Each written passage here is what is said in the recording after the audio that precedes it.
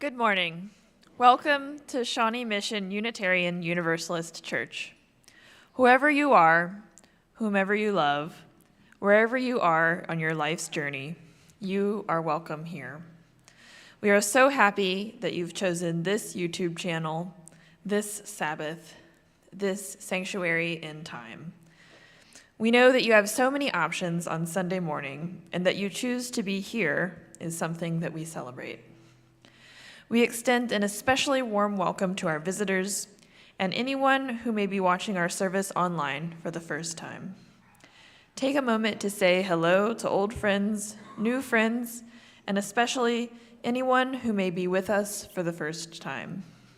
Remember, we were all newcomers once. And if you're joining us online, please say hi in the chat. We now invite everyone to rise and greet each other.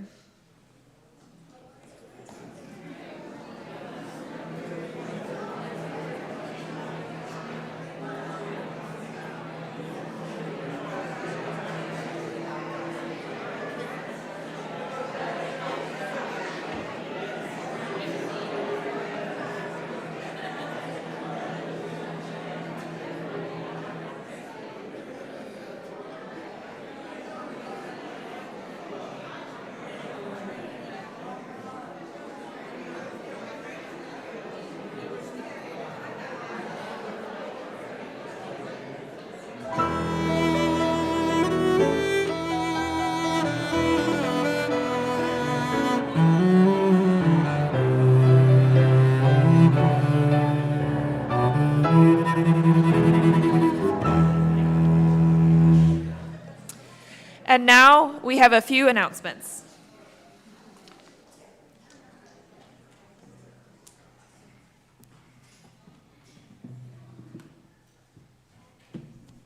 Good morning. Young adults, you are invited to a brunch next Sunday, March 3rd, following the service. We will have quiche, sausage, pastries. It'll be a good time. Also, if you are new to this church, welcome. And please make sure to grab a newsletter just outside this door. The newsletter has all the information on upcoming and ongoing programming here. We have lots of groups that meet each week with all sorts of interests. We have book groups, a philosophy group, a games group, gardening, an atheist and theist group, and much more. These groups are a wonderful way to build relationships and get to know people here at SMUUCh. And now I have an announcement from Danny Hewitt.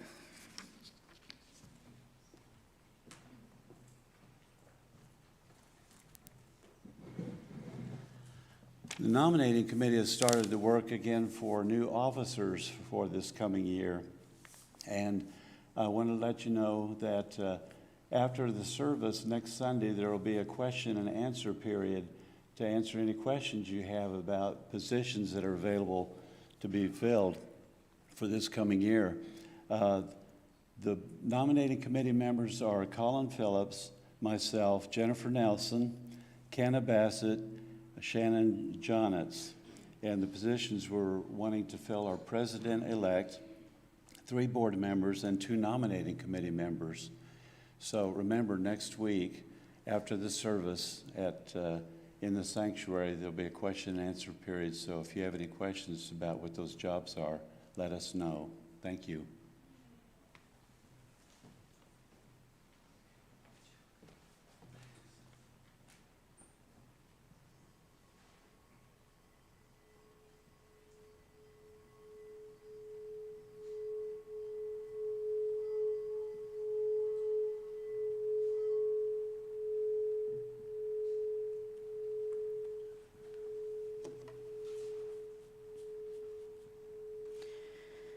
Come, let us worship.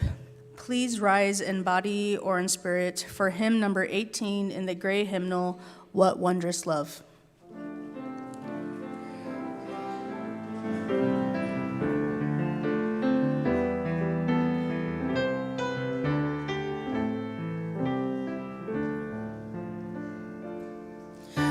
Wondrous love is this, oh my soul, oh my soul. What wondrous love is this, oh my soul. What wondrous love is this that brought my heart such bliss and takes away the pain of my soul,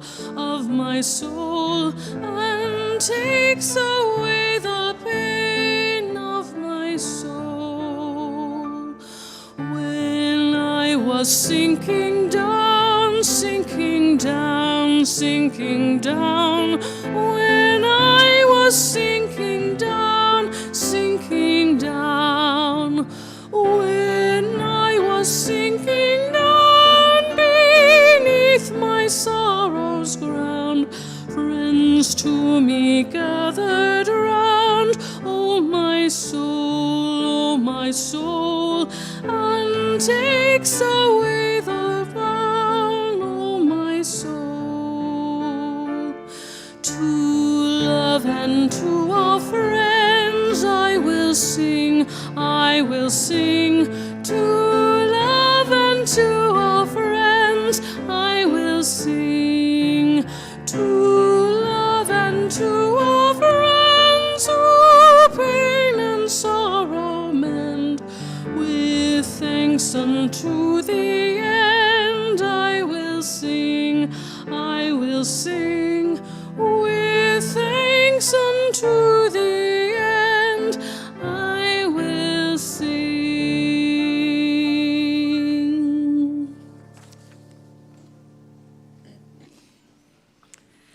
As Quinn comes forward to light our chalice, we invite you to join us as we recite our covenant. Let us affirm that love is the doctrine of this church, the quest for truth is its sacrament, and service is its prayer. To dwell together in peace, to seek knowledge in freedom, to serve humanity in fellowship, to the end that all souls shall grow into harmony with the divine. Thus do we covenant with one another. Each month, we as a community take time to reflect on a theme. The children do this in their classes, and we do it in our small groups and as part of our Sunday service. The monthly themes are posted on the Soul Matters bulletin board in the fellowship hall. This month, the theme is Liberating Love.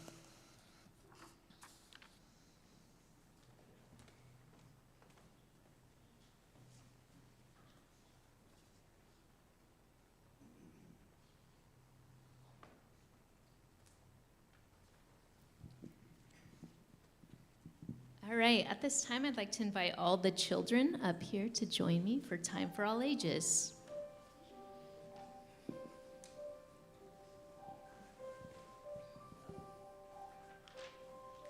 Welcome. Oh, and we have some new friends, Pikachu and a Lego shark. Welcome. All right, today we are learning how small changes we can make can change the world. Recently, we all experienced a global pandemic, a time when we had to protect ourselves from the COVID-19 virus. Who can remind us why we wore masks during the pandemic? Yeah. So we didn't get sick. We wore them to protect ourselves from getting sick. And this small change we made for ourselves had a huge impact on our communities. In fact, communities where everyone wore a mask saw much lower cases of COVID in their communities compared to communities that chose not to wear them. And many still wear masks for this reason, because they protect us and others from spreading all sorts of illnesses. I'm wearing one today because I may have been exposed this weekend. This small individual change has a huge impact on all people. It protects everyone's health. This example reminds me of our 7th UU principle, which says that we are connected to all living things. Every small act matters. This also reminds me of one of my favorite words, solidarity. Solidarity means to think and act in terms of community. That means that my thoughts and actions impact all of you here. And you impact me too. What a responsibility, huh? I have been reading about a woman named Dorothy Day, a woman who stood in solidarity with people who experienced poverty. She helped feed hundreds of people every day because she wanted to live in a community where nobody went hungry. She used to say, "Everyone wants a revolution, but nobody wants to do the dishes." And I think what she meant was that in order to see change, to make a better world, we must be committed to even those small acts. Even doing the dishes can change the world. Liam does dishes. Good job, Liam. I have a good example of this from my neighborhood. Who likes eating fresh fruit? Who likes eating fresh fruit directly from the branch or vine? Yes. What are some of your favorite fruits? Yeah. Grapes, yum. Green apples, you like the sour ones. Blueberries, yeah. Strawberries. Watermelon, oh, a juicy watermelon right off the vine. Nothing like it. Yes. Strawberries and raspberries, I love those berries too. This past May, a lot of people from my neighborhood planted 50 fruit and nut trees in a public park. 50, that's a lot of trees. People of all ages participated, each person doing something small. Some of the adults dug holes, some of the children added soil nutrients and filled wheelbarrows with soil or mulch, and other adults built the supports around the young trees. Each small act, each small change, and all of a sudden we had an orchard in just a few hours. It was pretty amazing. And you might be asking, well, why did so many participate? Well, as we already said, nothing's better than fruit right off the vine or off the branch. But I also want to live in a community where everyone has access to fresh fruit with no cost. Ooh, a juicy pear outside of capitalism, there's nothing sweeter than that. And those small acts will continue to change my neighborhood forever. Soon, neighbors will gather to pick fruit and meet people they've never met before, and they'll become friends. Some people will pick enough apples to make a pie, and they'll share it with their family and friends. Someone may eat a juicy peach, and it may turn a bad day into a really good day. And on and on. And I volunteer on Mondays now to water the orchard, because unfortunately we're not going to have fruit for 5 years or so. But I'm holding on. When we are in solidarity with each other, we think and act in terms of community. And the kind of community we build depends on our small actions, like wearing a mask or watering a tree. What is a small action you can take this week to help your community?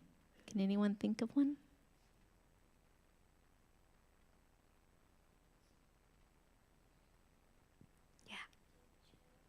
Yeah, do a chore around the house. Probably help your parents be a little less stressed.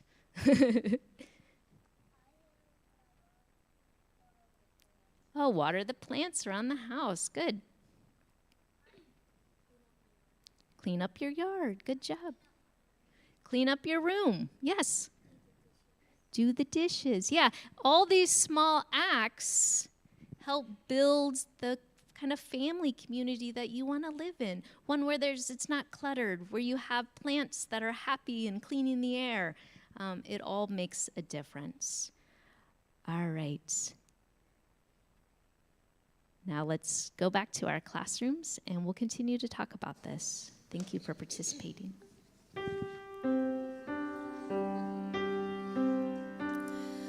Go now in peace, go now in peace. May the spirit of love surround you everywhere, everywhere you may go.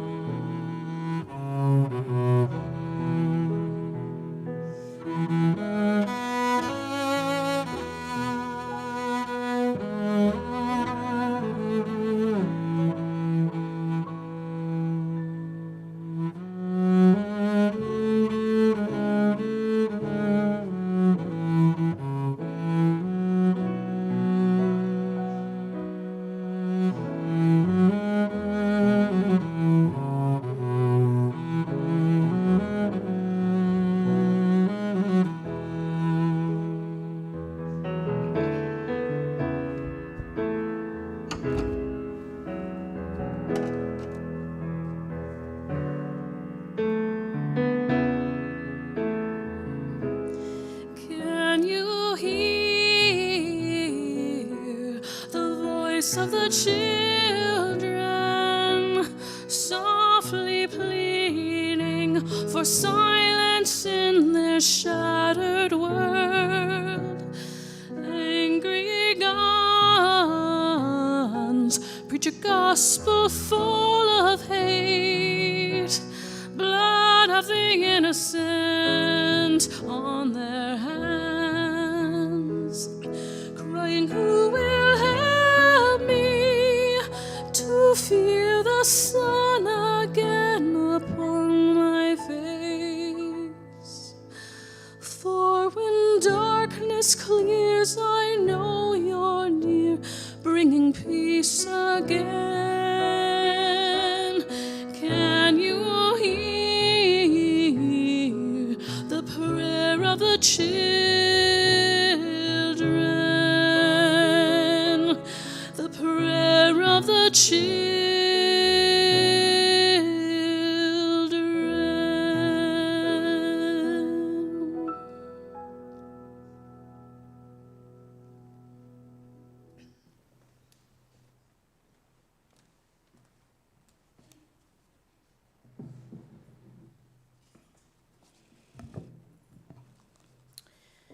We come to this place to see and to be seen, to teach and be taught, to hear and to be heard. We also come to this place to share our joys and sorrows. If you have a joy or a sorrow to share, and now invite you to come forward and light a candle. You can share what's in your heart or on your mind in 1 or 2 sentences, or you can share with a single word, or you can share in silence and simply light a candle.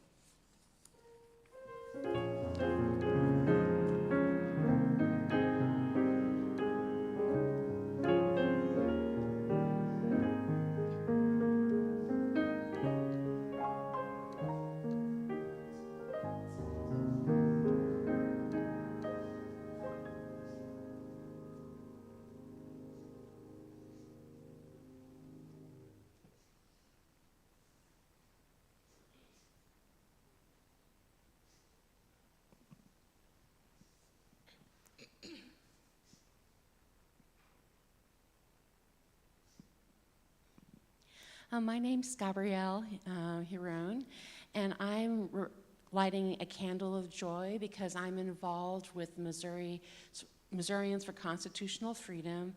We're working to gather signatures to put on the ballot an end to the Missouri ban on abortion.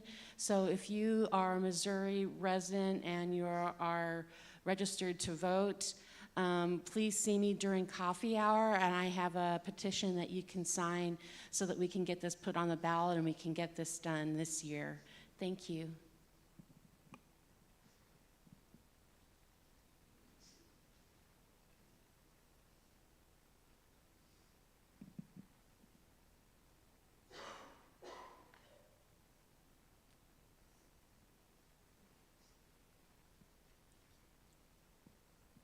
My name is Colette, and I'm lighting a candle of hope that my 7-year-old niece, Brooklyn, will be reunited soon with her dad.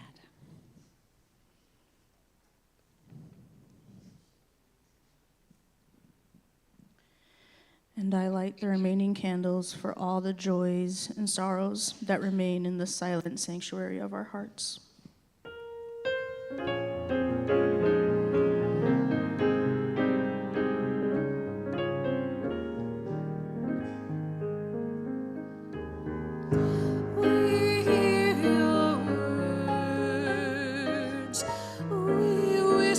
Your life in all of its heaviness, in all of its brilliance, and we carry your joys and sorrows in our shared heart.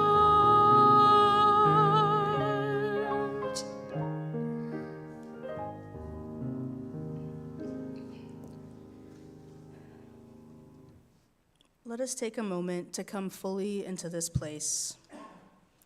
Now reach over and nudge the person sitting next to you. We are here together, gathered in peace and authenticity and intention. Put your feet flat on the floor and take a deep breath.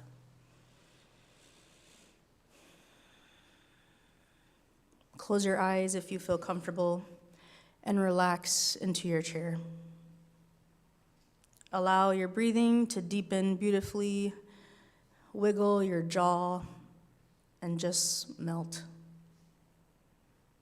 Notice an area that is tense or tight, and embrace it.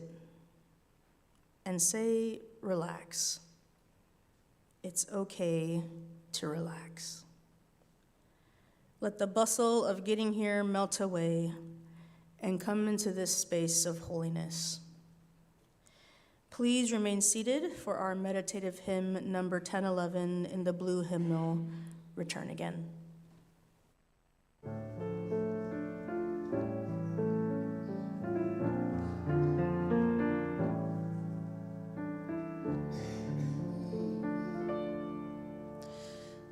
Return again, return again, return to the home of your soul.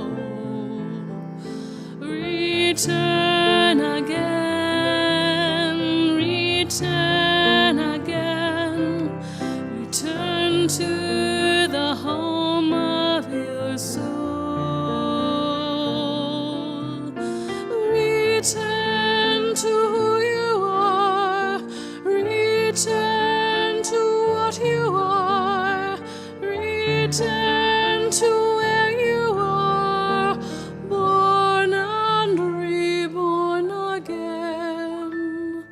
Return again, return again, return to the home of your soul.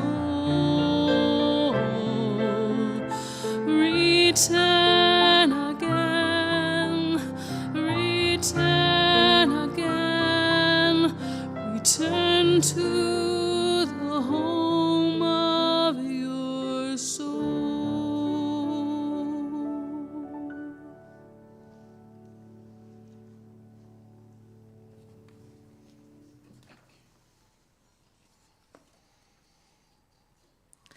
A free bird leaps on the back of the wind and floats downstream till the current ends, and dips his wing in the orange sun rays and dares to claim the sky. But a bird that stalks down his narrow cage can seldom see through his bars of rage. His wings are clipped and his feet are tied, so he opens his throat to sing. The caged bird sings with a fearful trill of things unknown but longed for still, and his tune is heard on the distant hill, for the caged bird sings of freedom. The free bird thinks of another breeze, and the trade winds soft through the sighing trees, and the fat worms waiting on a dawn bright lawn, and he names the sky his own. But a caged bird stands on the grave of dreams. His shadow shouts on a nightmare scream. His wings are clipped and his feet are tied, so he opens his throat to sing. The caged bird sings with a fearful trill of things unknown but longed for still, and his tune is heard on the distant hill, for the caged bird sings of freedom. This is called Caged Bird by Maya Angelou.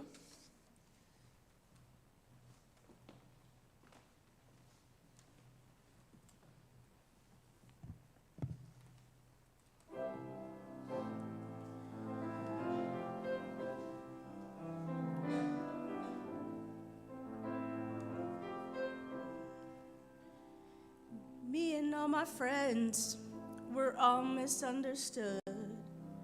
They say we stand for nothing and there's no way we ever could. Now we see everything that's going wrong with the world and those who lead it.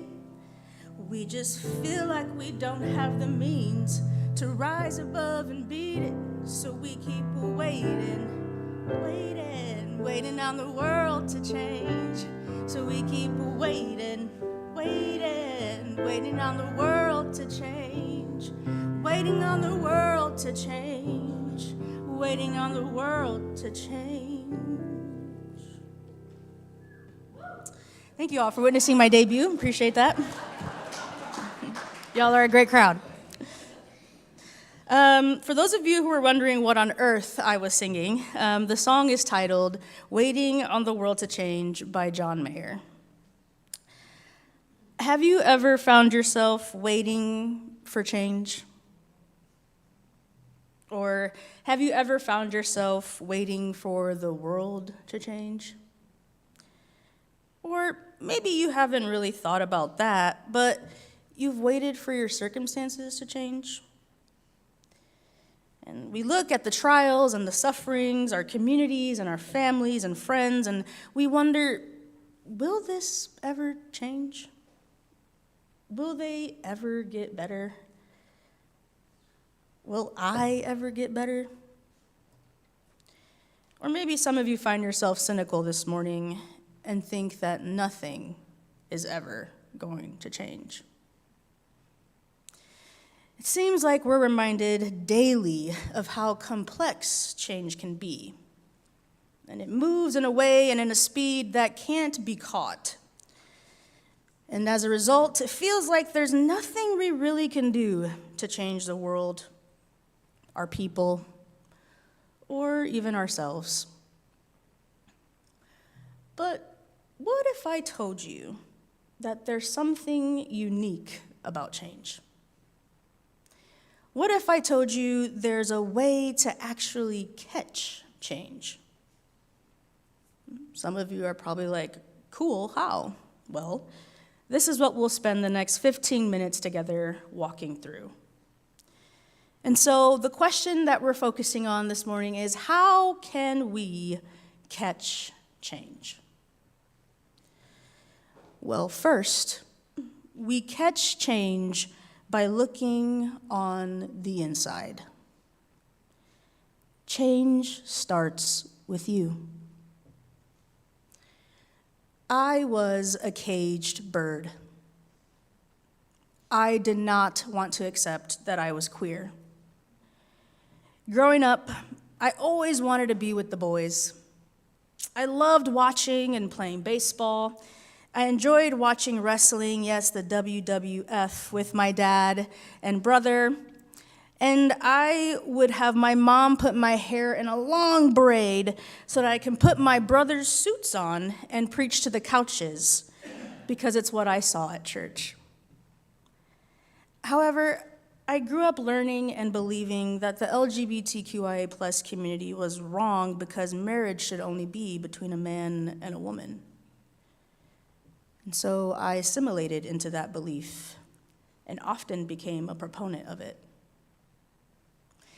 However, as I went to college and eventually seminary, my beliefs were challenged because I realized that how I had lived my life was not in alignment with what I believed.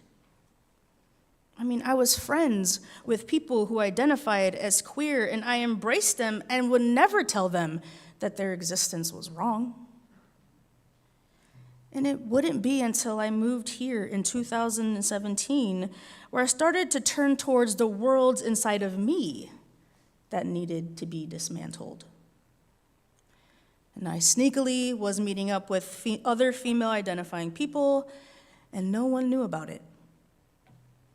My therapist would bring up the topic, but I would immediately shut it down because of the shame and the fear of being ostracized by my community, being ostracized by my family. And then I showed up to a restaurant where Micah, my now wife, was also going to be at, and I could not deny the feelings that I felt when I saw her. I was stuck between a rock and a hard place, and I had to make a choice. To look at myself honestly and see where I had to shift. I had to look at myself honestly and reclaim my body. I had to look at myself and dismantle the beliefs and the lies that I defended. I had to stop trying to make it work with male-identifying people. And I had to accept who I was and learn to accept myself and truly believe that love is love and who I love mattered only because it was me who chose them. It was me who chose myself. Friends, change starts on the inside. And sometimes it might feel like parts of us are dying. Because change is hard. Because it requires us to move at a pace we often are not comfortable with. It challenges our belief system, our values, our morals. It moves us to get close and see where we potentially have missed it. And as poet Alex L. states, there will be moments when you will fully bloom and then wilt, only to bloom again. If we can learn anything from flowers, it is that resilience is born even when we feel like dying. Friends, change starts with you. Change starts with me. So what are the worlds that need to shift within you? What are the worlds that need to be dismantled within yourself? And so we know that we can catch change by looking inward and starting with us, but how else can we catch change? Well, lastly, we can catch change because as we change, the world changes. Change's impact is never just individual. Natalie Gutierrez is a Puerto Rican marriage and family therapist in New York. And in her book, The Pain We Carry, she writes a hope for the readers as she states, "My wish for you is to reclaim your self-love, your self-compassion, your self-care, your self-acceptance, your power, your nervous system, your body, your ancestral wisdom and healing, your community's care, and your sense of belonging within it. And to heal ourselves is to heal the generations that have come before us and to create a ripple effect for the ones that will come after. Our collective healing is imperative in this lifetime. In doing the hard work of looking inside ourselves and naming the shifts that need to take place, the impact is felt in our relationships, in our communities, and in the world we live in. When we look at ourselves with compassion and care and acceptance, we heal those who have come before us. Our healing is wrapped up with the ancestors who walked this life before you and before me. As we turn towards and dismantle the worlds that we have internalized, the worlds of American exceptionalism or homophobia, or abuse or trauma, or misogyny or racism, or internalized superiority and inferiority, the world outside of us has no choice but to shift. No choice but to conform to the change that we are paving.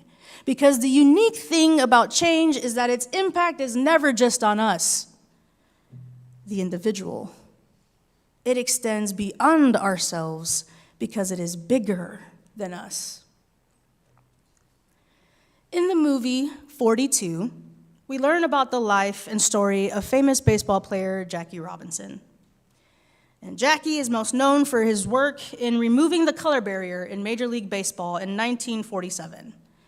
Now, if you've seen the film or not, there's a scene where Jackie is on the field with his team, the Brooklyn Dodgers, and you hear the crowd literally yelling hateful and racial incidents, particularly from the white people in the crowd. And his white teammate, Pee Wee Reese, who was well known at the time, heard and saw what was taking place. And he went over to Jackie, exchanged some words, and put his arm around him. And he didn't leave it there for seconds. In fact, he left it there for several minutes as the crowd got louder. But eventually, the crowd started to get quiet and quieter until full silence. They had no choice but to quiet down as one of their beloved heroes was standing with Jackie.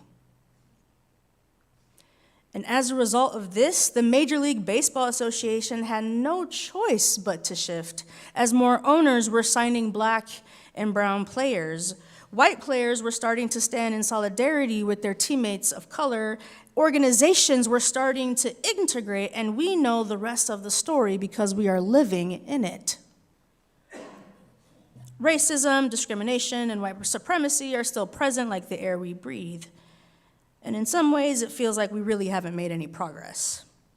And yet, because of the change that took place in Jackie to see white people as human, and because of the change that took place in Branch Rickey, the owner of the Brooklyn Dodgers, and Pee Wee Rose, the impact moved beyond them. It changed baseball as we know it. When we are willing to get proximate and see our neighbor and the people around us as human, when we are willing to lean into the worlds that make us uncomfortable, when we are willing to challenge the systems that we've been indoctrinated in, when we are willing to teach our children all of American history, and when we're willing to be impacted by the pain and struggles of our neighbor, the world has no choice but to change.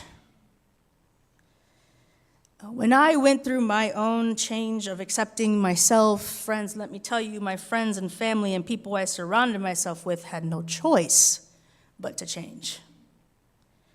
And as a result, there were over 130 people at our wedding willing to agree and stand in solidarity with the joining of two women committing themselves to each other because they had no choice but to change.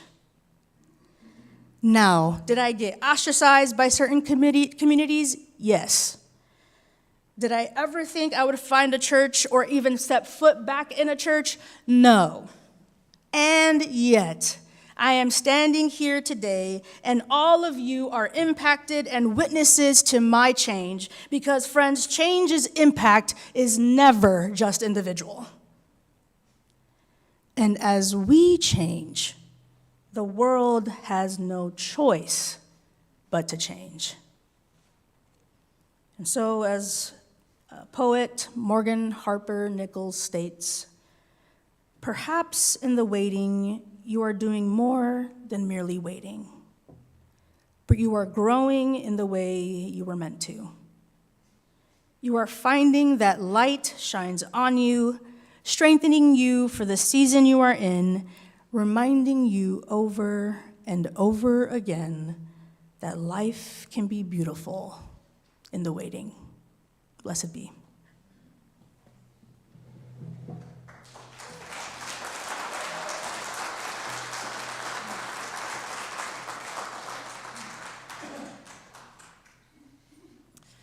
The work of the church depends on us, our generosity of time, wisdom, and financial resources. We invite you to give generously to support the ongoing work of the church. The offering will now be given and received in a grateful appreciation of our shared values.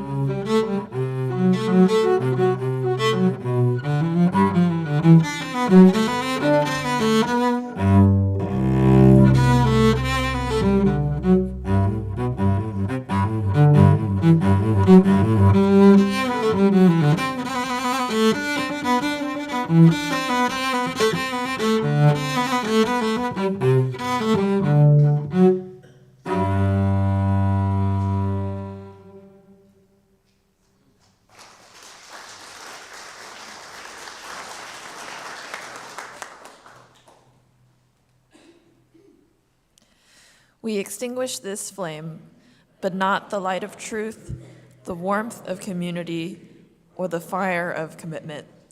These we carry in our hearts until we are together again.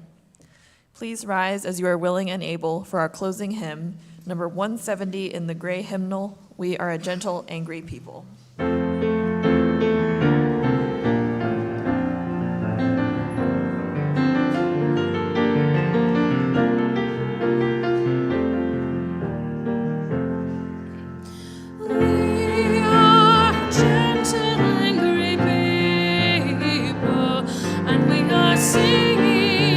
Singing for our lives. We are a gentle, angry people, and we are singing, singing for our lives. We are a justice-seeking people, and we are singing, singing for our lives. We are a justice-seeking people, and we are singing, singing for our lives. We are a land of many colors, and we are singing, singing for our lives. We are a land of many colors, and we are singing, singing for our lives. We are a gentle, loving people, and we are singing, singing for our lives. We are a gentle, loving people, and we are singing, singing for our lives. While we are waiting for the world to change, we love with all that we are, we sing at the top of our lungs, and dismantle the world within us, for that's when the world changes. Go in peace.